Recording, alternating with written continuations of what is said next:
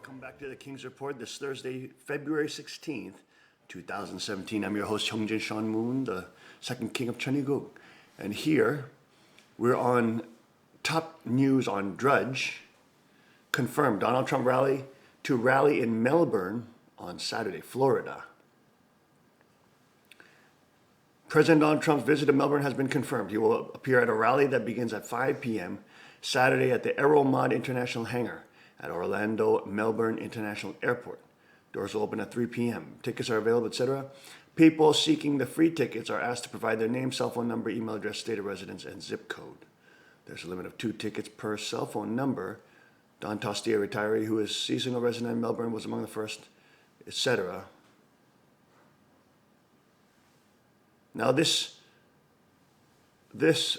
rally apparently is for, does it say here? Is for the president pushing for going to the moon. Here it is. Let's play this video, which explains it a little more. On Florida Today. Here it is. Let's play this video. Is it playing? Volume. Okay, no volume. President Trump's plan is to send astronauts to orbit the moon before the end of his first term. And this brief video shows that.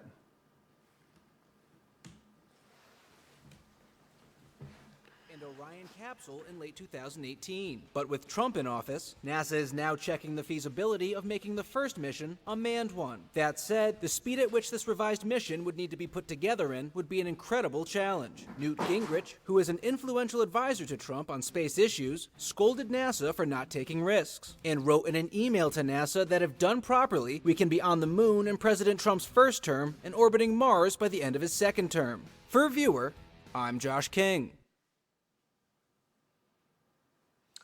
So Trump showing that he will be serious about the space program and America at the forefront, maybe overtaking China, and China is, of course, trying to flex its muscles. On other top news on Drudge and Breitbart everywhere is the reality of the destabilization campaign responsible for the Flynn resignation. WikiLeaks tweets out a destabilization campaign by opponents of President Donald Trump is responsible for National Security Advisor Michael T. Flynn's resignation, WikiLeaks alleged Tuesday. The online publishing organization specifically blamed the intelligence community, the Democratic Party, and the media in a tweet surrounding the incident. Trump's National Security Advisor, Michael Flynn, resigns after destabilization campaign by U.S. spies, Democrats, press, etc. Julian Assange, founder of WikiLeaks, called a back and forth between the Trump White House and U.S. intelligence Wednesday a battle for dominance. Amazing battle for dominance is playing out between the U.S. elected government and the IC, intelligence community, who consider themselves to be the permanent government, he said. Wow, that's a powerful statement by Assange. Flynn announced his resignation Monday after reports indicated he misled Vice President Mike Pence and other administration officials on the details of a December phone call with Sergei Kislyak, Russia's ambassador to the United States. Flynn had originally denied discussing sanctions imposed by the Obama administration over allegations of election-related hacking, but a spokesman for Flynn later stated that he couldn't be certain that the topic never came up. Unfortunately, because of the fast pace of events, I inadvertently briefed the Vice President-elect and others with incomplete information regarding my phone calls with the Russian ambassador. I've sincerely apologized to the President and Vice President. They have accepted my apology. Now, the transcript has been released, and he's not even talking about sanctions in detail. He just says, and the President will discuss sanctions with you at a further date. So again, the leftist media and the destabilization coup that is happening, trying to discredit Flynn, any national security advisor of an incoming administration will talk to all sorts of ambassadors.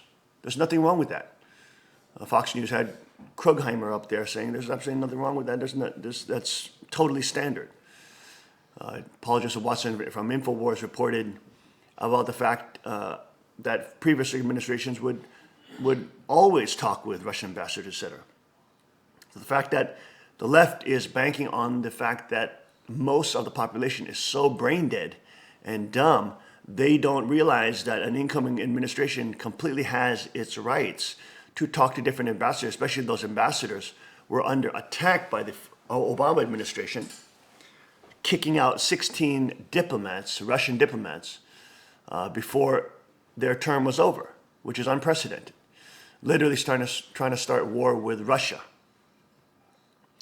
So Flynn, of course, one of the major patriots who led a coup, basically a rebellion against Obama, trying to stop the U.S. funding ISIS and Al-Qaeda in Syria, and standing down as a general within the military industrial complex to go against President Obama's orders to back and fund and arm and train ISIS. So he was one of the real patriots within the military who Trump recognized and saw. And the fact that he's being forced to be pushed out by illegal leaks, by people in the intelligence community who see themselves as the permanent government, chasing this man out, trying to destabilize Trump's administration, trying to regain control by creating chaos within the administration, doing things that are illegal, leaking classified documentation, leaking classified conversations. And Trump himself tweeting, the real story here is, why are there so many illegal leaks coming out of Washington? Will these leaks be happening as I deal on North Korea, etc.? WikiLeaks later shared an article from Intercept's Glenn Greenwald that argued in favor of the leaks despite their illegality. The leakers who exposed General Flynn committed serious and justified felonies. Again, more insanos from the left, where General Flynn has done nothing wrong in terms of crime. He's committed no crime. It's the people who leaked the phone call who committed the crime.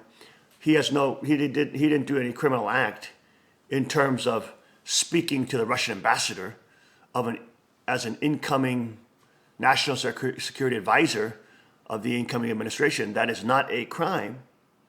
And of course, it's not like he discussed some secret dealings on sanctions. He said, the president will talk with you about sanctions on a different day. And that's what he failed to report to Vice President Pence. And that's what, by the media and all the leftist hype, trying to pressure him to resign.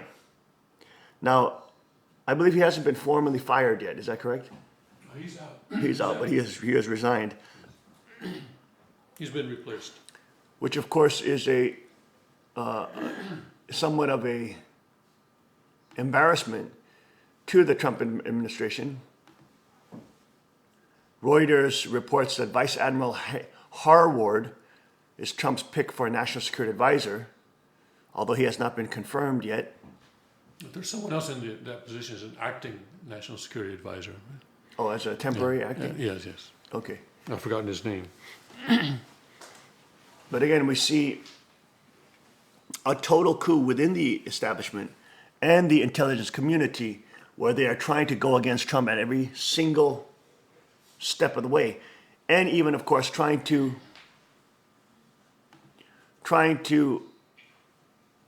leaking information, leaking classified information to major media outlets, quote, mainstream media outlets.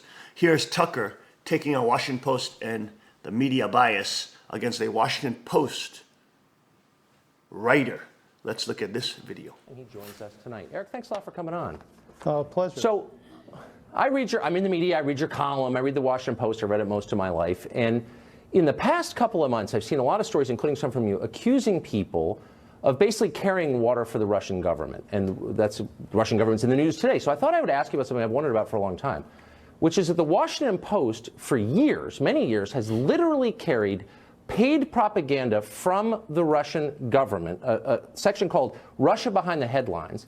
It looks like newsprint. It's designed to fool readers into thinking it's real. And it's pure propaganda paid for, distributed by the Russian government with stories like, we're doing a great job in Crimea. Why have you never written about that? How can you attack others when you don't know that your own paper makes money from taking propaganda from the Russian government? I think that's a really good question. I wish you'd told me you wanted to talk about this, but no, those inserts are interesting. They are. Well, why didn't you write about them? That's a good question. I think, I got a lot to write about, but I am interested in that topic, and I appreciate you bringing it up. But it's your own paper. But hold on. You cover the media. I do of course, cover the I'm media. just interested. I do cover the media. I believe there are several newspapers that do run these inserts. I think China has one as well. Right, that's right. They are what's known as native advertising, where there are signs to the reader that this is not your approved journalism. And I do think that people, subscribers to the Washington Post and the New York Times and other places that run these things, can differentiate between the news that is in the paper proper and the news that is in the Russia, China, so on and so forth insert. That's really your answer? Because they're well, I would say two things. One, I remember a very famous piece that you did attacking Politico for running native advertising, Mike Allen in particular, and you were all spun up into moral outrage over native advertising. And you never noted, again, that the Russian government is printing something in your paper designed to fool people, filled with the crudest kind of propaganda, but you didn't even notice it somehow. But I'm not surprised, because in case after case, you fail to cover your own paper, running fake or misleading things. And I'll just give you a couple of examples in case you didn't see them. On February 14th, hold on, Mr. Carlson. I need to back you up there on that. Back up there on that premise. The thing that I wrote about Mike Allen was a different case altogether. It was a headline that said native advertising pioneer. That was a cheeky way of saying that he was folding endorsements of companies and so on and so forth into the very text of his newsletter. There was no attempt whatsoever to differentiate that from advertising. They had sponsors in that newsletter, and so I reject the premise 100%. But But you still can't answer why your paper intentionally tries to fool readers into believing that Russian propaganda is news and that you haven't bothered to cover it. And your job is to cover the media. I think that's what it says in your column. But again, February 4th, your paper reports that Steve Bannon, it is true, Steve Bannon drives over to the Department of Homeland Security to advocate for Trump's executive orders. The story turns out to be totally false. It didn't happen. And by the way, your reporters never even called the White House to ask. That's fine. We all make mistakes. You didn't cover it. You didn't cover on January 26th when the State Department fired its entire management team, so said your headline. The story turned out to be totally a crock. You didn't cover that. Why don't you cover your own paper's shortcomings is the question. I think you missed something, Mr. Carlson. Would you look back, I believe it was in January as well, the Post reported something that wasn't quite straight about, I believe it was a power plant up in Vermont. I wrote a very hard-hitting piece about that situation. And if you go back, you didn't. I read the piece. You want to read what you read? What you wrote? By the way, two of your reporters reported that the Russian government had broken into and hacked the U.S. electricity grid. They were wrong. You said they were wrong. You never bothered to talk to your own reporters, presumably in the same newsroom that you're in. And here's how you ended the piece. Did you not read my post on that matter? Not only did I read your post, I just reread it about 10 minutes ago, and you did not interview those reporters in there. You said that the paper wouldn't talk to you. I pushed for an interview with editor Marty Barron. The story was very critical of the Washington Post, and I would note, Because here's the last line, and I'm quoting. Wait 1 second, Mr. Carlson. Wait 1 second, okay? And there's the high-pitched laugh. I appreciate the high-pitched laugh. Anyway. I appreciate your not failing to give me an answer. What's the answer? All right, there are few, if any, news organizations that allow their in-house media reporter to do as much coverage of their own shop as Fred Hyatt and Marty Barron allow me to do. And I'll cite you a few examples. Then you just declined to do it? Is that what you're saying? They allow you, but you out of cowardice refuse to? Like, what are you saying?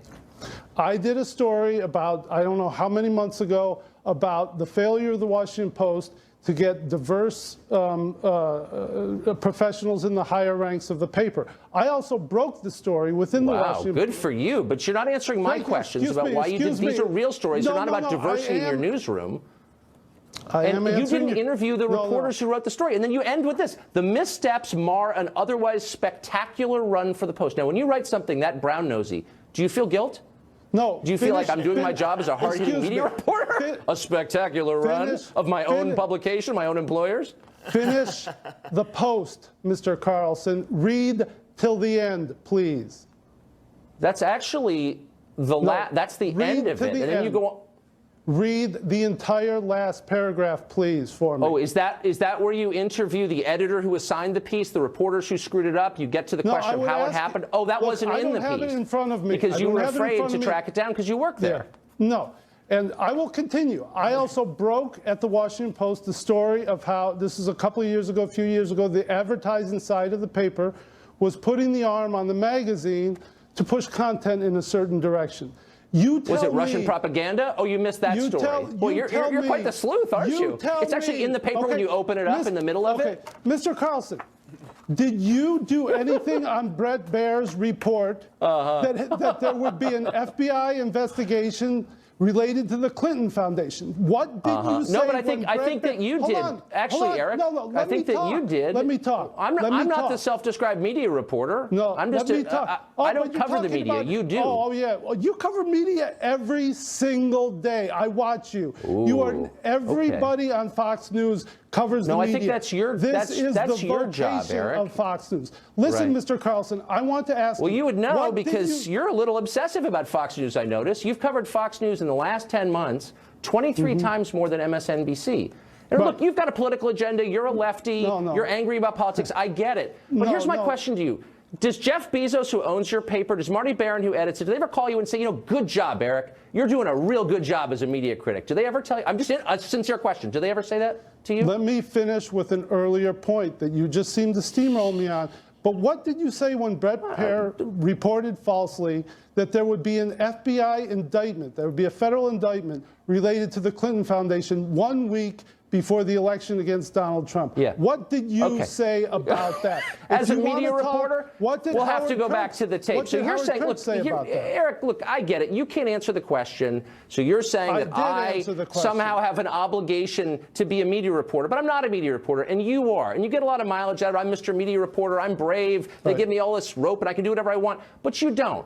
And instead, you single-mindedly pursue your political agenda. And my question is, please answer it. Does the owner of your paper, Jeff Bezos, who runs Amazon, does he ever call you and say, good job? Or does Marty Barron ever say, you're doing what we want you to do? Are you acting on their instruction? Do they notice what you're doing? What do they think of it? My direct boss is Fred Hyatt. I do not. Does he say, good job, Eric Wemple? Like, really insightful. Does he ever say that? I'm wondering. I wouldn't quote him as that, and I don't appreciate the puerile angle of inquiry here. It's not puerile, it's sincere, because I don't see you as a media critic. I see you as a political hack acting out his political beliefs on paper with the cover of media criticism. I'm just a media critic. And everyone who reads you knows that. And I'm wondering, do your editors know that? Do they read it and say, you're really covering the media straight? Do they think that? I believe I do cover the media straight. Today, for example, did you see what I wrote today? I questioned the New York Times as to how they gave a public account of a reporter. Look. Oh, you questioned your competitor. That's very brave. But do you ever question yourself? Do you ever question your own Mr. paper? Carlson, I don't think you do very much. I will put the Washington Post's, into the freedom that I have and the times that I have criticized my own paper against anyone in this industry. Okay? Okay. I'm starting to feel bad for you. Look, the point is just actually, you have the freedom, and I think it's great. You should just use it to do something useful, like reporting on Russian propaganda in your own paper. We're out of time. Eric, it's great to see you. Thanks a lot for coming on. And of course, I hope you'll come back. very powerful interview as Tucker Carlson is smashing the ratings. He has like two times more of the views than Megyn Kelly, who of course is no longer with Trump. I'm sorry, with Fox. I have a little bit of a head cold today. So I'm not at my full capacity today. But again, okay, so we'll take this break. Let's take this break. We'll be right back after the short break. I feel like crap today.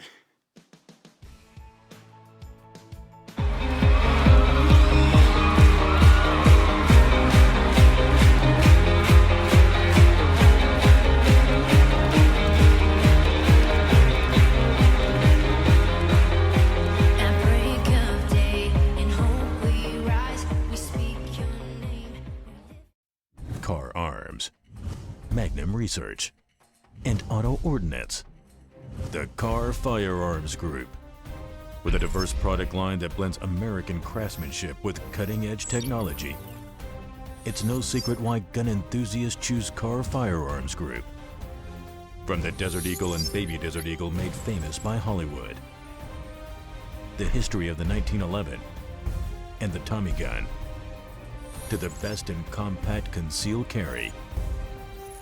Car Firearms Group is not only the first name in personal defense, it's a name that has earned the respect of gun enthusiasts around the world. Concealment, innovative technology, value, accuracy, and history. Car Firearms Group. Made in the USA. Visit car.com today.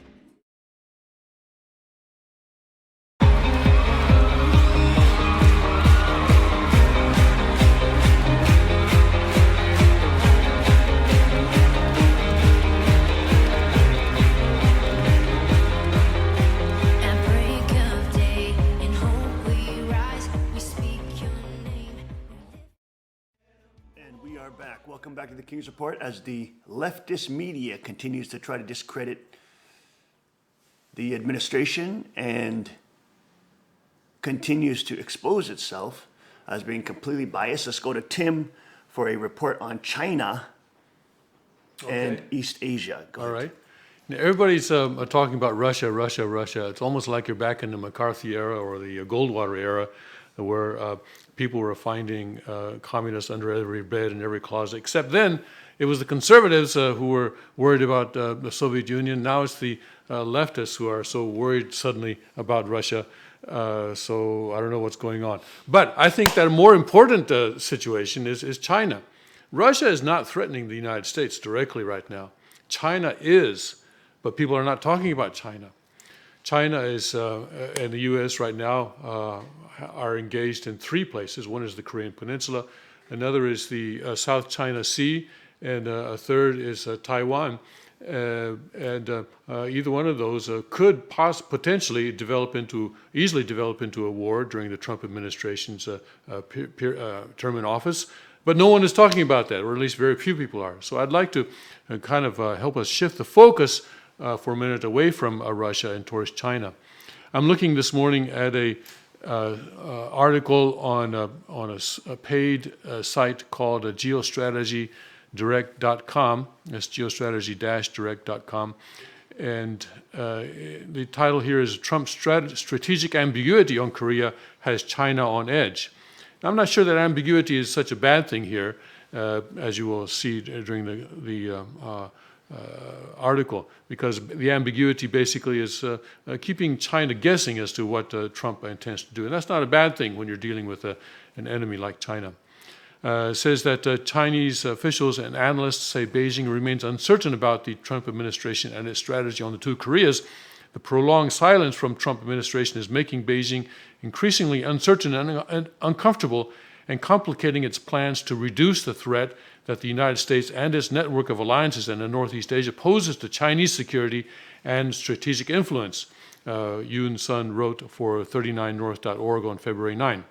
So the ambiguity is creating problems for China. Sounds like a good thing for me.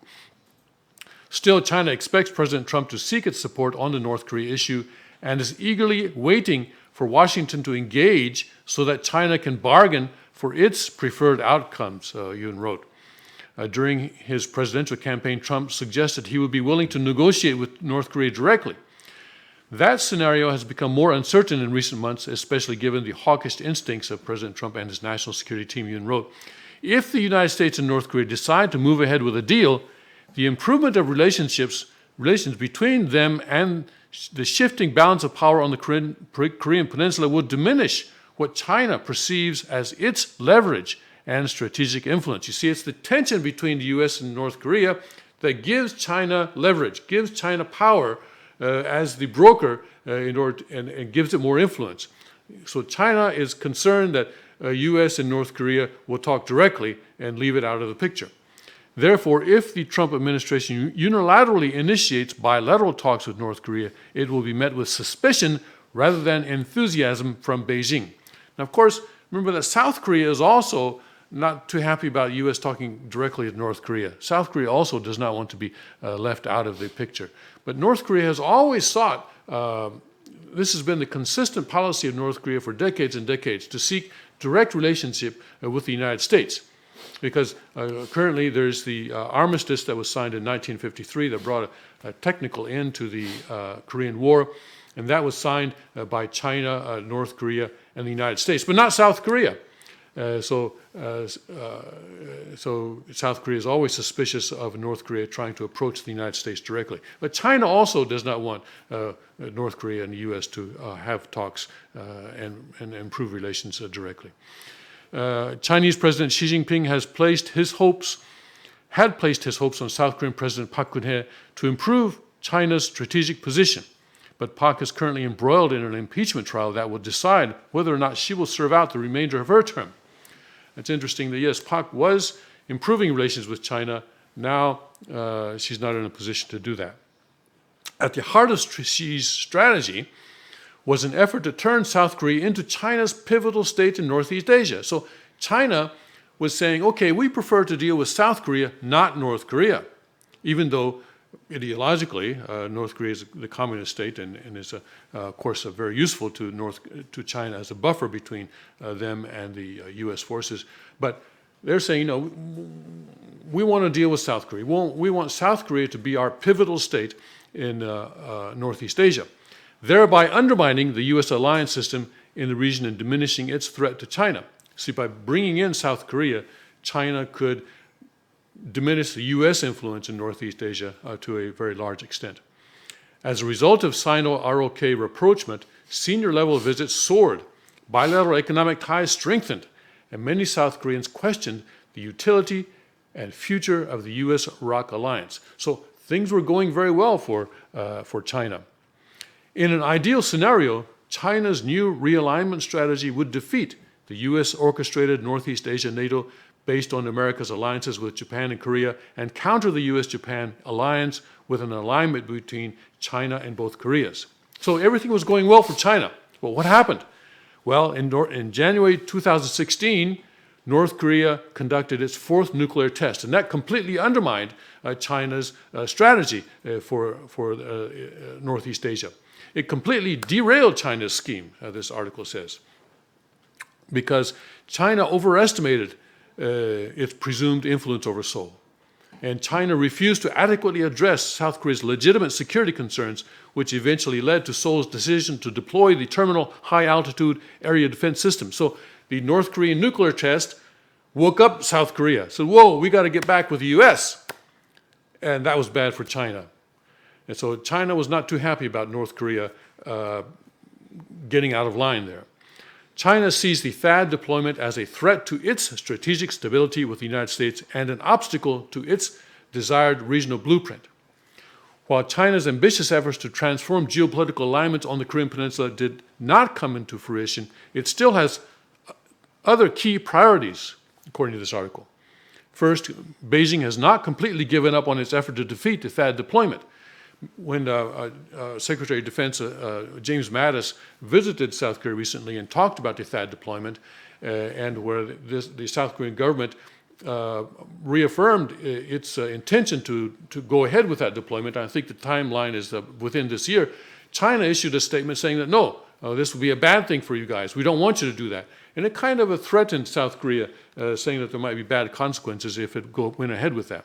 So at a minimum, it hopes that a victory for progressive forces, leftist forces, communist forces, in the upcoming South Korean presidential election, such as the Minju Party, which is basically pretty much a communist party, could alter Seoul's deployment plans for the system. So China is hoping that a leftist administration will come into power in South Korea, and that will be an end to the deployment of the THAAD system, and that will bring South Korea back into the fold of China, which is what they wanted in the first place.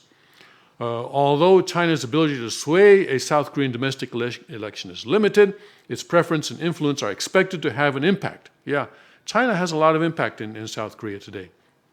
Second thing is, China hopes to mitigate the impact that any future North Korean intercontinental ballistic missile test might have on its strategic position and influence on the peninsula. So, yeah, North Korea, actually when Prime Minister Abe was talking with Trump, had a test of a medium-range missile, and that already, also in the future, they may test an ICBM, because North Korea wants to acquire the ability to attack at least the western United States. At the same time, Chinese analysts are inclined to downplay the significance of such an ICBM test, citing the immaturity of North Korea's long-range missiles technology and its likely failure. Well, we hope so. We hope so. We'll see. Beijing has always insisted that North Korea's nuclear development is motivated by Pyongyang's vulnerability and insecurity. And that's true. North Korea regards nuclear weapons as its best guarantee of sovereignty. It saw how the United States went into Iraq to look for weapons of mass destruction, and they said, well, if Iraq had nuclear weapons, the U.S. never would have done that. So let's have nuclear weapons, and let's keep nuclear weapons, and no matter what anyone says, we're not going to get rid of them. And that's true. No diplomatic effort is ever going to get rid of nuclear weapons from North Korea as long as the current regime is there. And I hope that the world understands that. And China has argued that only the U.S. and North Korea can resolve the stalemate over nuclear weapons through peaceful negotiation. As it has become clear to American officials and experts that strategic patience failed to address the North Korean nuclear threat. Strategic patience, I love that phrase. I'm not sure that patience was so strategic. There have been more vocal calls to resume U.S.-DPRK dialogue in return for a decision by Pyongyang to suspend its nuclear and missile tests. You know, at one time there was actually a discussion about the U.S. Establishing an embassy in Pyongyang back in, what was that, the 90s? Yeah, that was in the early 90s. Maybe that can start again. For China, the danger lies in the unpredictable consequences of such a bilateral negotiation. If the Trump administration's primary goal is to confront China and thwart Beijing's regional ambitions, the most effective policy would be a unilateral improvement of relations with North Korea. That's an interesting thought. I'll have to pursue the strategic and regional implications of that kind of a strategy, but it's certainly something to give thought to. Anything that is bad for China sounds like it would be very good for the United States and for South Korea. It's all this focus on Russia and the Russian hacking, the supposed Russian hacking, and how they're supposedly with Trump, even though there's no evidence for that whatsoever, even with these classified leaks that are coming out. Simply showing that General Flynn is doing what any administration would do, talking to the Russian ambassador who are under attack by the Obama administration. Such an insane push that the left, they're so desperate that they're pushing this incredible narrative that the Russians are running the White House. It is so unbelievably insane. Distracting people from the real threats. Right, and that's what a great breakdown of the China relations and the real threat that we face with China, with Saudi Arabia, Wahhabi-backed Islam, and of course the global banking syndicate cartel, which is ruling over and pushing for these leaks and destabilization of the Trump administration. We'll be right back after this short break.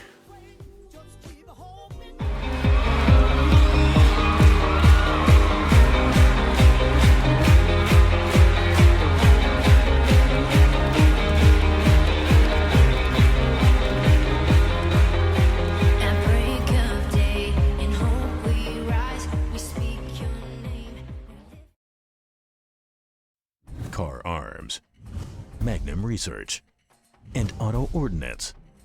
The Car Firearms Group. With a diverse product line that blends American craftsmanship with cutting-edge technology. It's no secret why gun enthusiasts choose Car Firearms Group. From the Desert Eagle and Baby Desert Eagle made famous by Hollywood. The history of the 1911 and the Tommy gun. To the best in compact concealed carry. Car Firearms Group is not only the first name in personal defense, it's a name that has earned the respect of gun enthusiasts around the world. Concealment, innovative technology, value, accuracy, and history. Car Firearms Group. Made in the USA. Visit car.com today.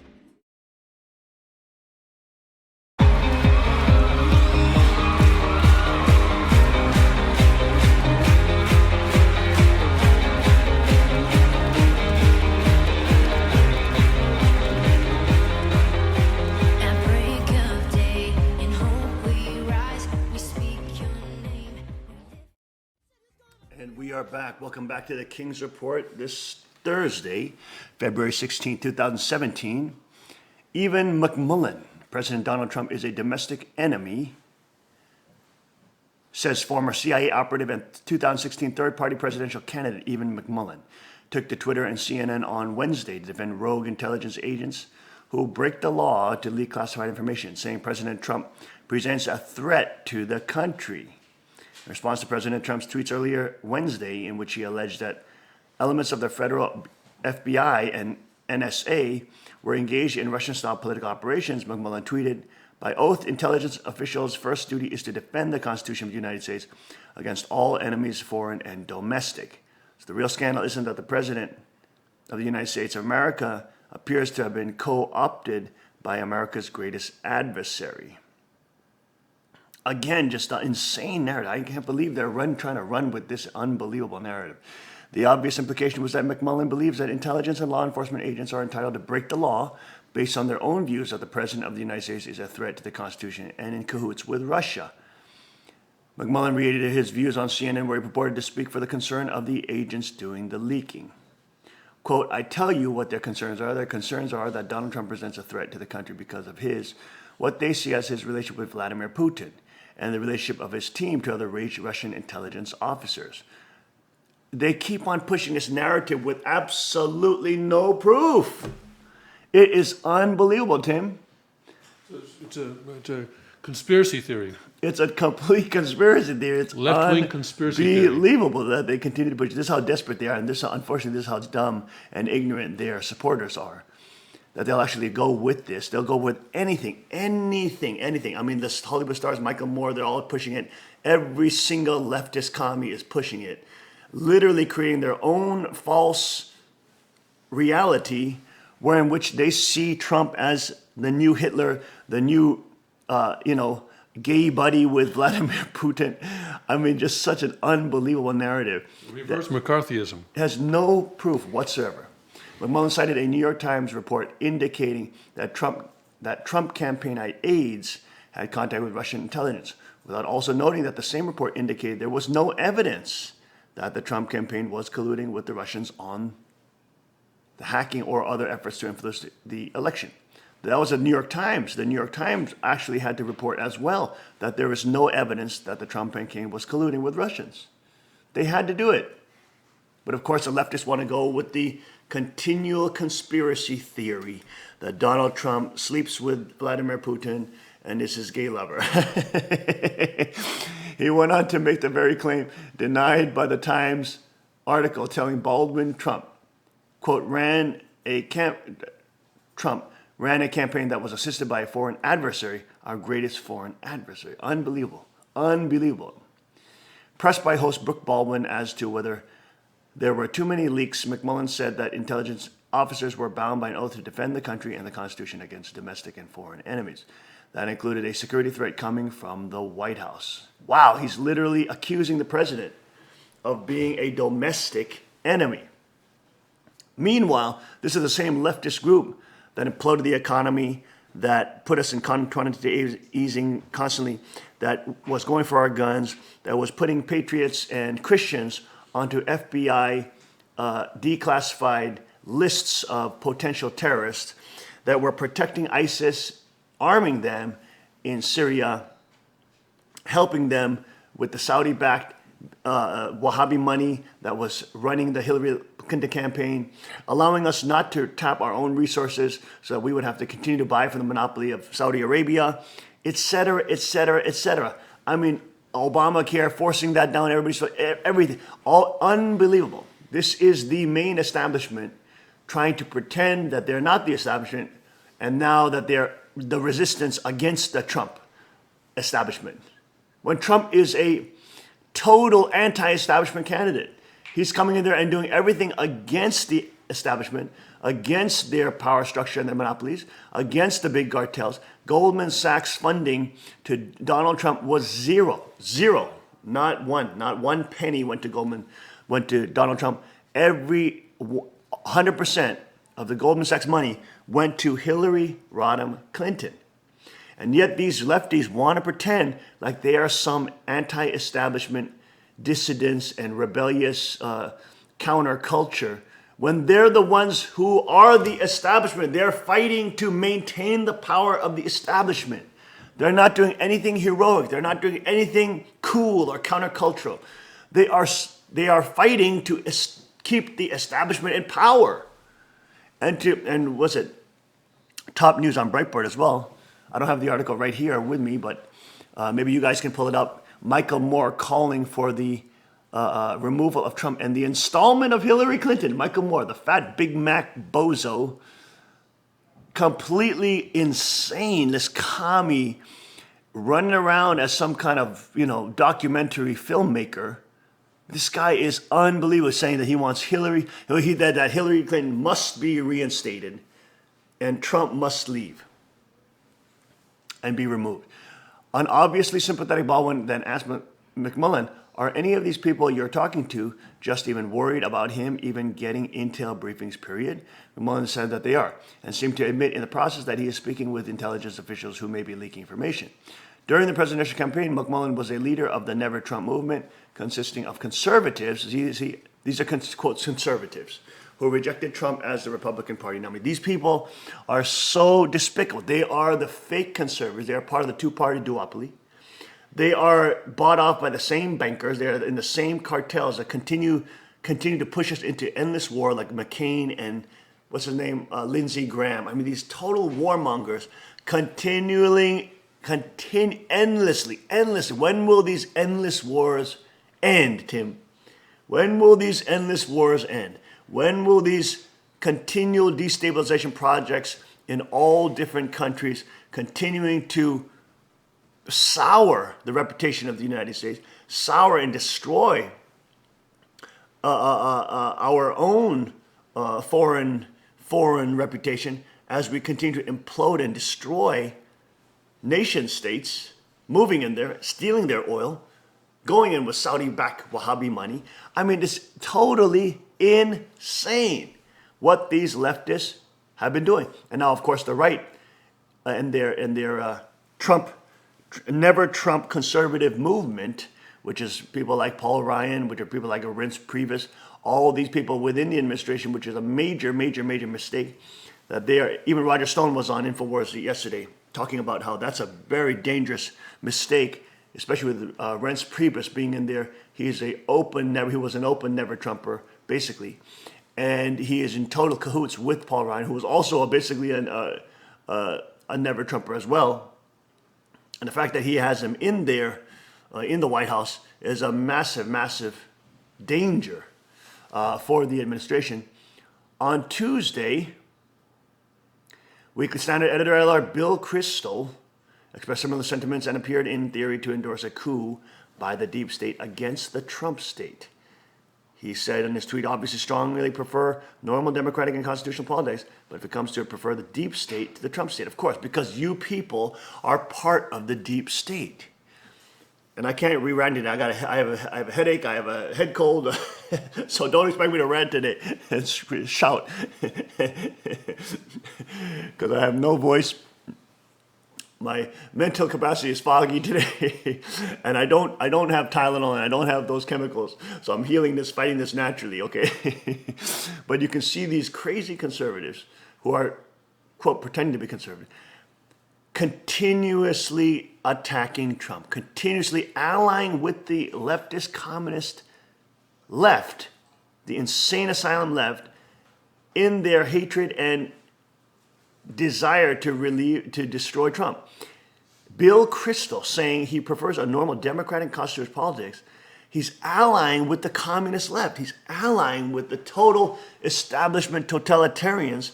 He's saying that that's democratic and that's constitutional. That's preferred to the Trump state, where Trump is going after Obamacare and forced healthcare on everybody, driving everybody to buy their healthcare literally from one or two providers, foreign providers, that can charge massive amounts of money to basically steal from the population because they hate the fact that Trump doesn't want to go to war. He doesn't want to start unnecessary wars. He doesn't want to go destabilize countries and make their oil conglomerate friends rich. Even though, Rex Tillerson is there, but he doesn't want to go to war to make him rich. He's going after the pedophile rings, which many of these super elites are in. The Republican and Democrats, the Washington Times broke a whole pedophile ring in the 1980s, was it, that they reported on, which were run by the Republicans. He's going after, he's bringing back jobs into the country, millions planned to be brought in. He's doing all these unbelievable things that are shattering. He's bringing us out of NAFTA, TPP. He's just destroying the totalitarian world government control over the entire globe.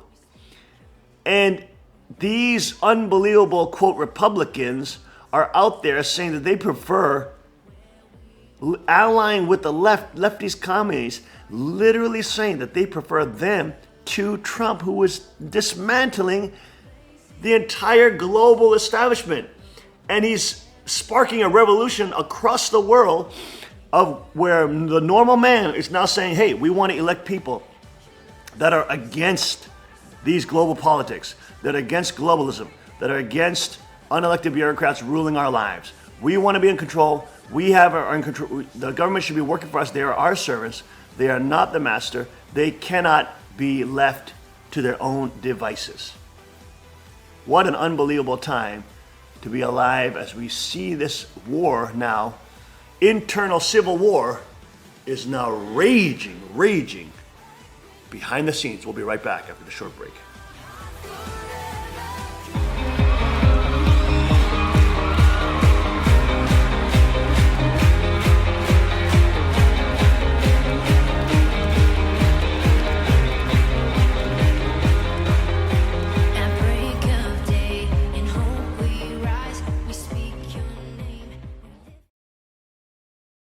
Car Arms, Magnum Research, and Auto Ordnance. The Car Firearms Group. With a diverse product line that blends American craftsmanship with cutting-edge technology. It's no secret why gun enthusiasts choose Car Firearms Group. From the Desert Eagle and Baby Desert Eagle made famous by Hollywood. The history of the 1911 and the Tommy gun. To the best in compact concealed carry. Car Firearms Group is not only the first name in personal defense, it's a name that has earned the respect of gun enthusiasts around the world. Concealment, innovative technology, value, accuracy, and history. Car Firearms Group. Made in the USA. Visit car.com today.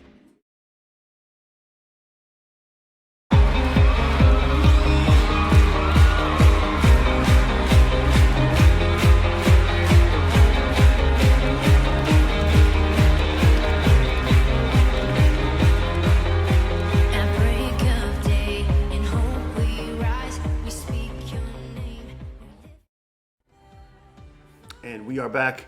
Welcome back to our Thursday, February 16th broadcast of the King's Report. I'm your host, Hyungjin Sean Moon, the second king of Cheongguk. And let's go to the main stories here at our final segment. today. Here on InfoWars, let's start with InfoWars. Some of the main stories here. Brilliant. Today, illegal aliens voluntarily self-identify throughout America. Obama expanded NSA powers days before leaving office. Now they're being used to sabotage Trump and get Flynn out. Finally, GOP backs Trump on exposing classified leaker. Oh, GOP backs Trump on exposing classified leaker. That's an interesting article. Someone leaking secured calls just like Clinton leaked classified emails.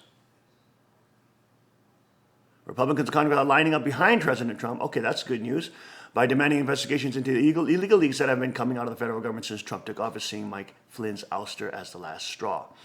House Intelligence Committee Chairman David Nunes is drafting a letter to the FBI formally asking the Bureau to investigate the leaks, including an examination of those who leaked the phone call between former National Advisor Flynn and Russian Ambassador Sergei Kislyak, and led to Flynn's ousting on Monday. I expect the FBI to tell me what's going on, and hopefully they have a good answer, Nunes said Tuesday. The big problem I see here is that you have an American citizen who has had his phone call recorded and leaked. The government has very strict rules regarding the monitoring of American calls to foreigners, and that very few people in the government would be able to procure these leaks because call details are erased unless there's a court order, Nunes said. So somebody had to decide to keep recording those calls and then to unmask that and leak it to the press. We don't even know who recorded this. The Senate Intelligence Committee may also launch its own probe into the leaked phone calls between Flynn and the Russians and look into whether FISA, Foreign Intelligence Service FISA court permitted any part to record the conversation. The FISA courts are basically the secret courts which can rule without a court, without a jury, etc. They can just rule on their own. It's basically it's unbelievable. It's a totally illegal, unconstitutional implementation. And what was the FISA? When were they established? Can we look into that? When it was established? Was it? I think it was after 9/11, I believe. But of course, Obama utilized it greatly. I think there are a number of unanswered questions that need to be answered about the documents, about whether there was a FISA order. FISA is a very dangerous thing. Actually, it says here 1978, 1978, but they were greatly strengthened after the 9/11 attacks. 9/11 attacks, yeah. And basically given open reign to decide whatever the heck they want. They don't even need to go through due process. People can be brought and literally be prosecuted with no representation. It's such an unbelievable. We should do a piece on that at some point. In addition to Flynn's leaks, numerous transfers of Trump's phone calls with world leaders have also leaked, including calls with Australian Prime Minister Turnbull and Mexican President Nieto in moves meant to embarrass Trump. The real scandal here is that that classified information is illegally given out by intelligence like candy. Very un-American, Trump retweeted. So some Republicans are backing Trump on exposing classified leakers. On other top news, why Trevor Noah is wrong about Betsy DeVos. Daily Show host criticized Trump Secretary of Education nominee. Schumer, and a flashback, Chuck Schumer predicts intelligence war against Trump. He will die in jail. Ex-NSA analyst says intelligence community going nuclear with Trump. Now we go nuclear. War between President Trump and intelligence community intensifies. Meetup.com fueling anti-Trump Soros-funded protest. Social networking site pressures members to protest Trump. WikiLeaks destabilization campaign responsible for Flynn resignation. White House fears sabotage by intelligence industrial complex. Congressman says Flynn victim of political assassination. He really is, because he's a real hero. Report, Priebus next to go as Trump strikes back over Flynn. Trump loyalists place Priebus next on the chopping block. It is not a surprise that all the major inside sources say Priebus is the one working in cahoots with Paul Ryan to leak. This is a guy that apparently is in all the pictures with Trump at all the meetings. He's a consummate sycophant And of course, he was against Trump from the very beginning. He was against Trump constantly against Trump. Constantly against Trump from the very beginning. He was the guy who was on CNN saying that the popular vote doesn't matter and that the nominee is chosen by the private RNC. So a total traitor and a total imbecile who Trump put in to try to create alliances within the Washington camp. But now you can see that he's essentially trying to play both sides, trying to keep a face with Trump, at the same time backstabbing from behind with Paul Ryan, etc.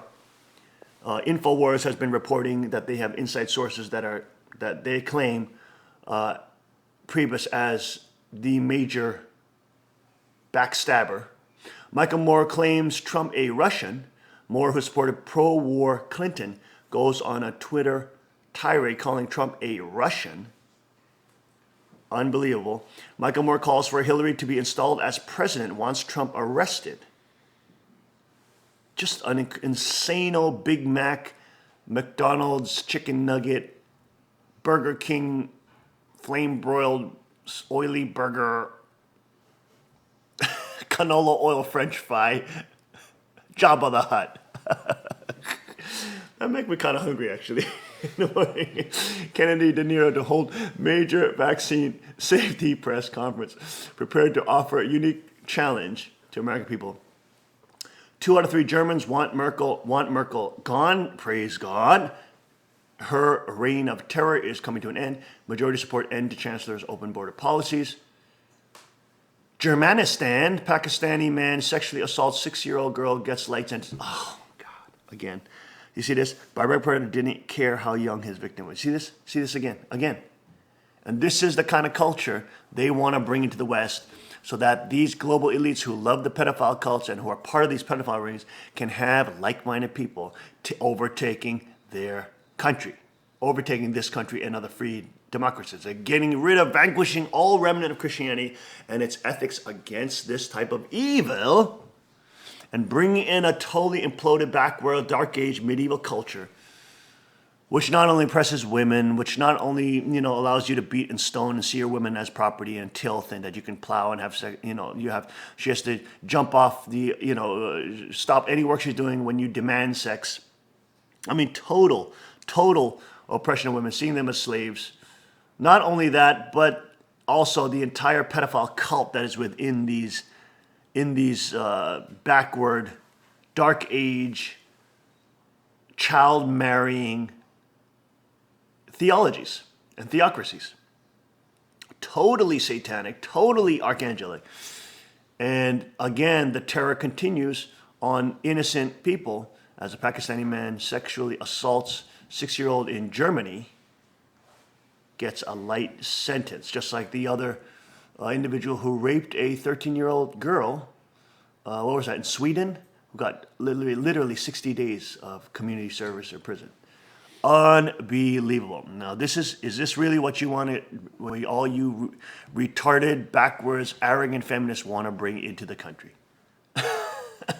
They're so sick, they probably wanted to come because they're so unbelievably despicable that they want to be ravaged and dominated. They're so disgusting. They don't care about the 90% of women. They don't care about they're the psychopathic 5 to 10% that want to literally implode this country, bring in the pedophiles, bring in child marriage, bring in and legalize NAMBLA. I mean, this is what the left was doing under Obama. Legalize NAMBLA, Salon magazine, hyping up and promoting this pedophile, then putting in the DSM, Diagnostic Statistical Manual of Psychiatry, the pedophilia as a minor attraction syndrome, essentially decriminalizing in Germany and in the United States. I mean, this is the civilization they were moving to. This is the actual civilization they were moving to because they're involved in pedophile rings, Luciferian rituals. They are the child rapists and the child killers. Just like the vampires like Dracula, Count Dracula. These are the type of people that are bringing in this culture, giving these people no sentences, saying we have compassion for migrants when they have a sexual emergency. So your child should be their little sex toy that they can snatch up off the street and ravage. Because this is exactly what the super elite in the West is doing, from the Jimmy Savile cases to the super elites in, where was it, in Hungary? They broke up a pedophile ring just 2 months ago. And now in the U.S., 474 arrested in L.A., and in Pennsylvania with the, Sandusky's son is now arrested. He was arrested yesterday, I believe 2 days ago.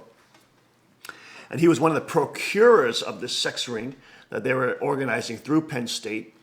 And the establishment here that was completely ravaging and destroying children's life, trapping them using CPS, Child Protective Services, not to protect children, to traffic children.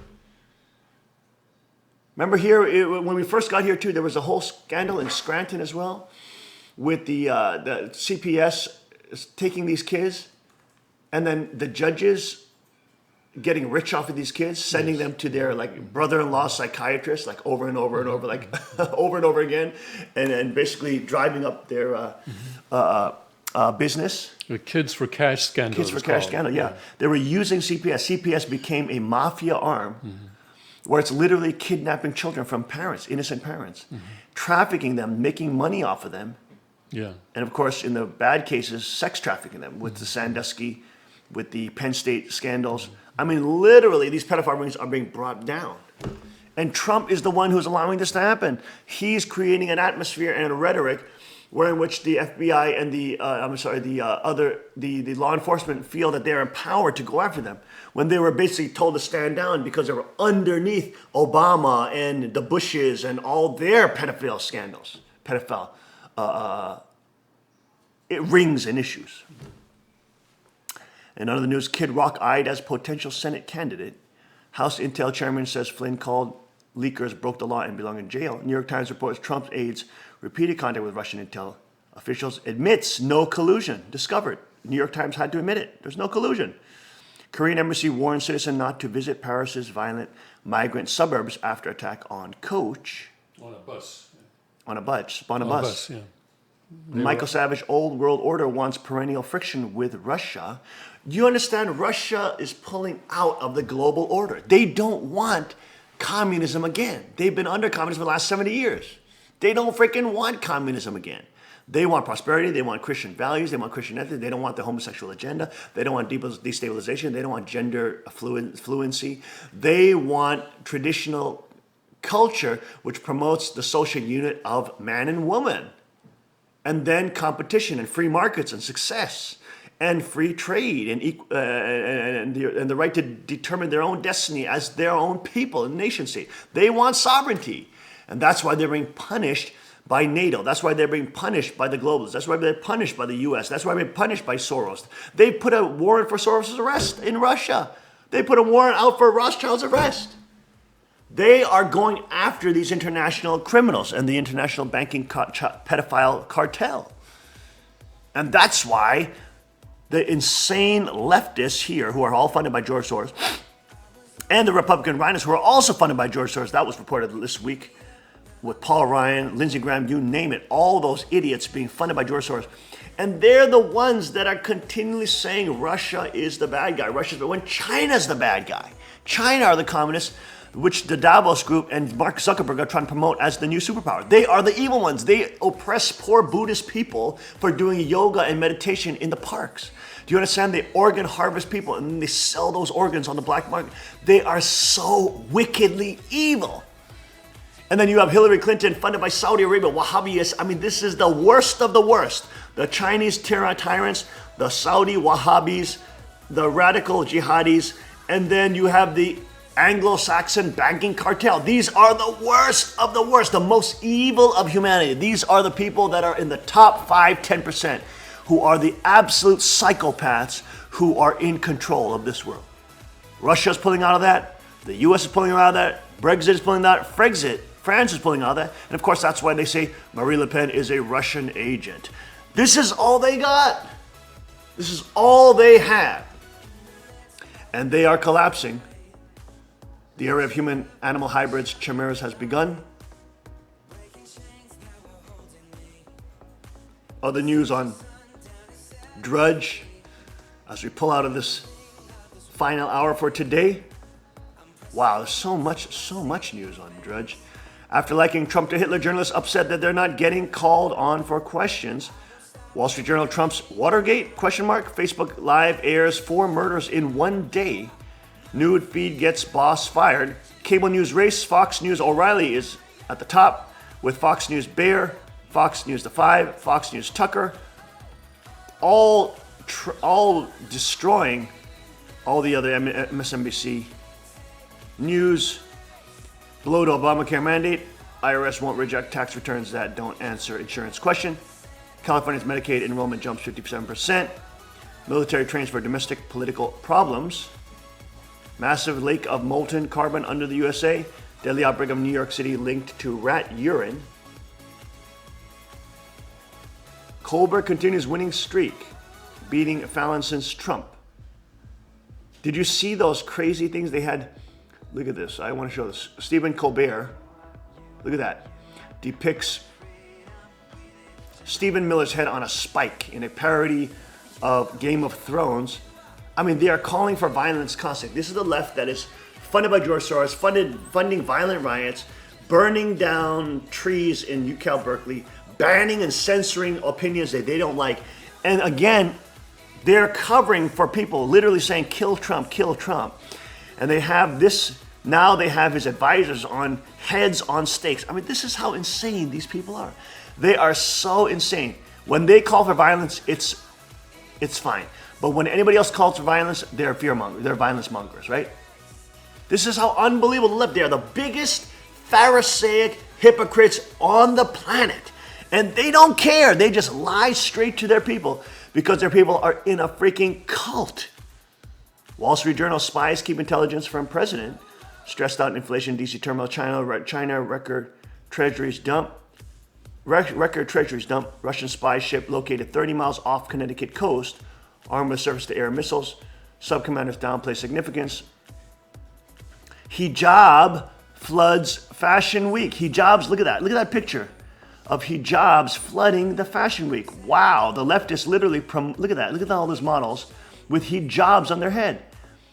Are you kidding me, you stupid Western women? Is this what you're promoting? You're promoting Sharia law to come in? Do you understand that hijab is not worn by choice in countries that are Wahhabi-based? Those women are not free to choose whether they want to wear it or not, you dumb Western idiotic girls, you stupid idiotic girls. You insanos who are supporting this culture coming in. You spoiled rats, you despicable, idiotic fools. They're not wearing this by choice in radical Muslim countries. They're forced to wear it. They will be beat if they don't cover up their head. I mean, I can't, and you have these leftist designers. Look at these idiots. Leftist designers trying to say that this is the new style. This should be the new style. Women should put on a hijab. Just join Islam. Just be part of the child marriage cult.